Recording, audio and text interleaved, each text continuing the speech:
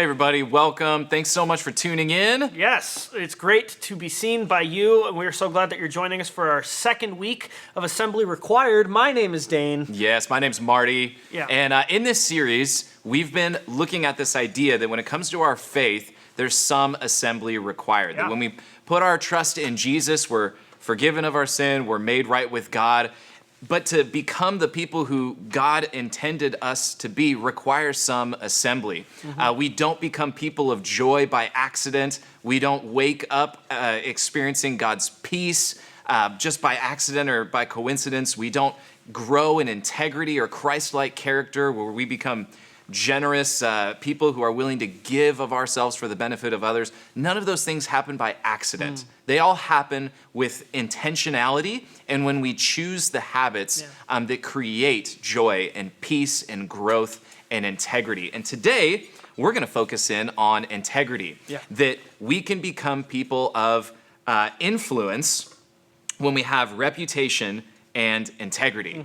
Now, when we talk about integrity and we talk about reputation, reputation is who people think you are. And integrity, you can think of that as who you actually are. So with reputation, that's grown by people watching what you do. When they watch what you do, they think of you in a certain way, and that eventually, over time, becomes your reputation, for better or for worse, depending on what people see when they look at your life. Integrity is what you do even if no one's watching. Sometimes it's what you do behind closed doors and maybe nobody will ever know, but it's who you are. It's your character.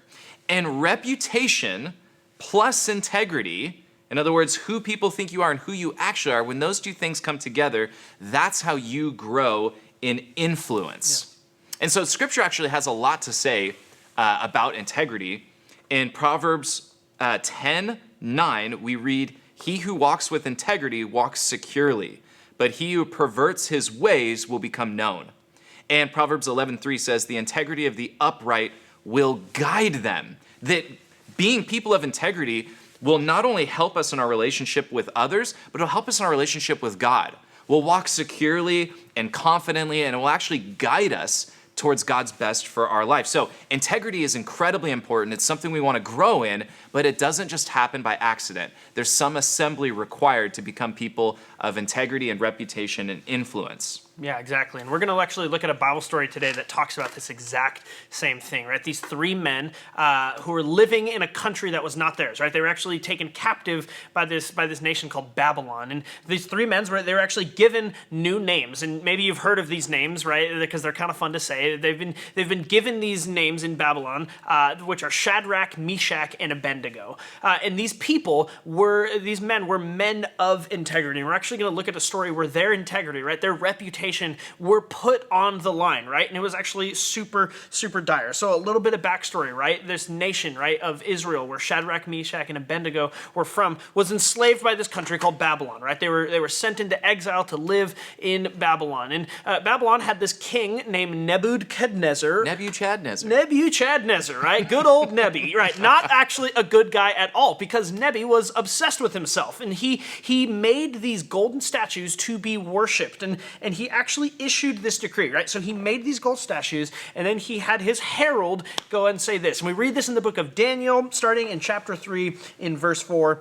We read this. He says, "Then the herald loudly proclaimed, 'Nations and people of every language, this is what you are commanded to do. As soon as you hear the sound of the horn, flute, zither, lyre, harp, pipe, and all kinds of music, you must fall down and worship the image of gold that King Nebuchadnezzar has set up. Whoever does not fall down and worship will be immediately thrown into a blazing furnace.'" Okay, so if you know anything about Scripture, right, we are not supposed to worship anyone other than God. It's actually in the 10 Commandments, right? One of the first laws of any people who follow God, one of the first things that we're not supposed to do is worship anyone except for the one true God. So we have these three people, right? These three men, Shadrach, Meshach, and Abednego, and they are forced to make this decision. Because sure enough, the lyre and the music and the harp, it all plays, and everyone is commanded by law to bow down to this golden statue. But Shadrach, Meshach, and Abednego know what God is asking them to do, right? Because they are familiar with the law. They are familiar with what God would be asking them to do. And so they do not bow down and worship this fake, false God, because their worship is belonging only to the one true God. Now, obviously, King Nebuchadnezzar hears about this, and he gets pretty ticked because he's like, hey, I gave you an option. You can either worship me or you can be thrown into the fire.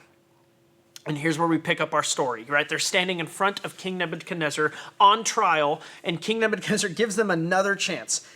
In verse 16 of the same chapter, Shadrach, Meshach, and Abednego replied to him, right? Because they say, King Nebuchadnezzar says, hey, you have one more chance. Bow down and worship me right now, or I will kill you.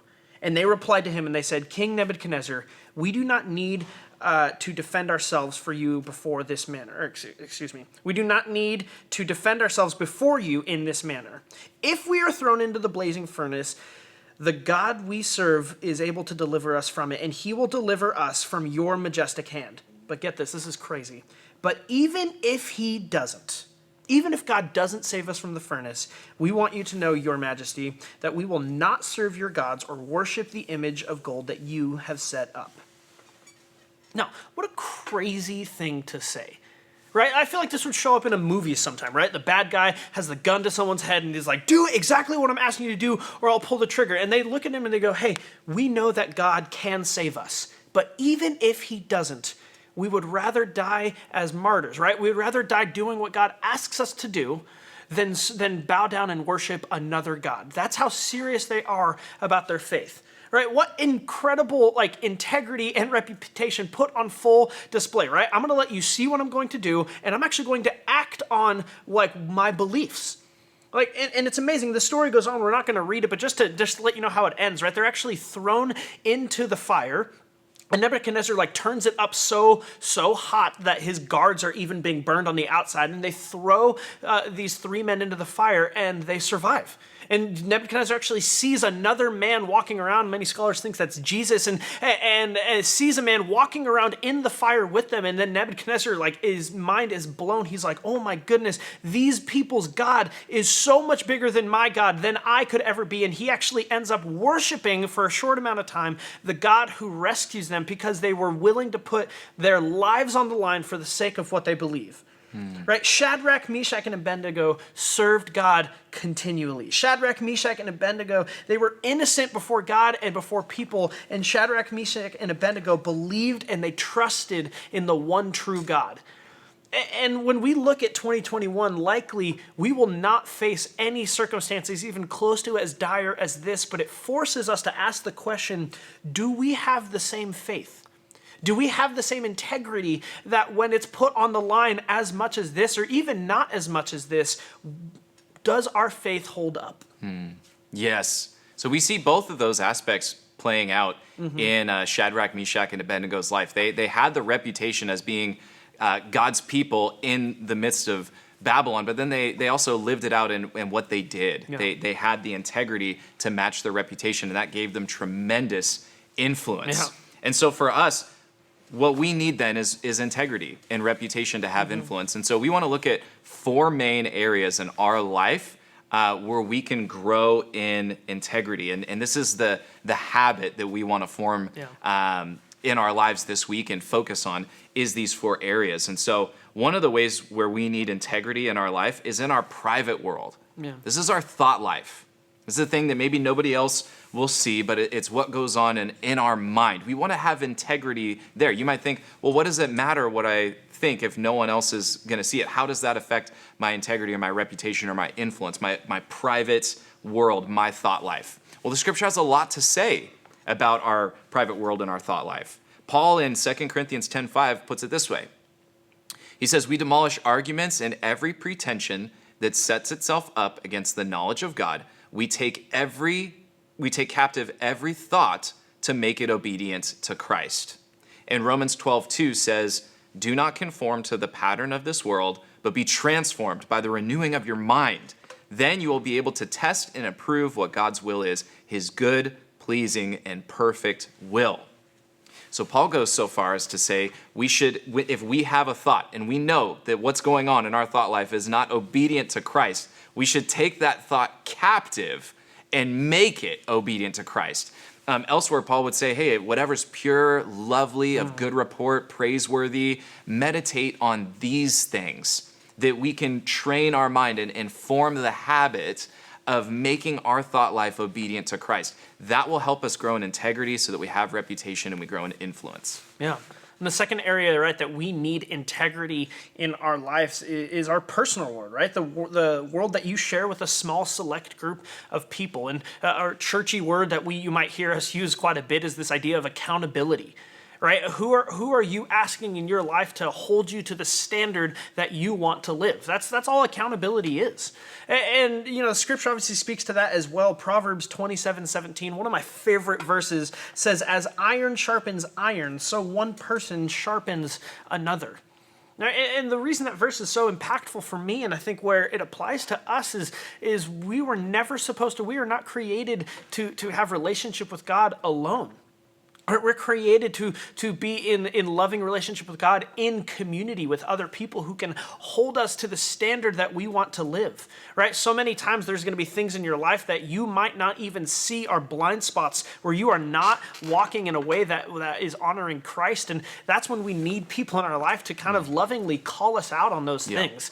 So, that first one, right? Our private life, like what is happening in your thoughts, but what about our public life, our personal world, right? That we're allowing other people in. Because I think one of the most detrimental things that we can do to our faith is try to keep everything private. If you have a sin issue, right? If you have an ongoing sin problem, I can tell you the best way to keep that problem around is to never tell anybody about it. Right? If you don't want it to go away, then keep it to yourself. Because as soon as you share it, as soon as you ask for accountability, as soon as you ask for help, that's when you can actually get rid of that problem and start to address the issues. But if you want it to stay there, then keep it to yourself. But there is wisdom in sharing the struggles and hard parts of your life with a small group of people that you can trust. Yes, that's really good. The third area is professional. So this is your job, vocation. You could think of this as school, but in our professional world, or where we're engaging with others at school, people are always watching, and you want to have integrity there too. I think one of the greatest ways that we can share our faith or evangelize today is by being authentic people in every area of our life. That we wouldn't just have one circle where we say, when I'm at church, I act a certain way, but then when I'm at school, I act a different way, and when I'm at home with my family, I act a different way. But that our faith is genuine in each circle that we're in. And so not only in our private world, in our thought life, not only in our personal world, but also in our professional. Yeah. And lastly, and here's where we're going to end, is what about the public world? Where people are watching you and who interact with you, right? Like, and just to bring it back to the beginning, right? We set up this little equation, how reputation plus integrity is what equals influence.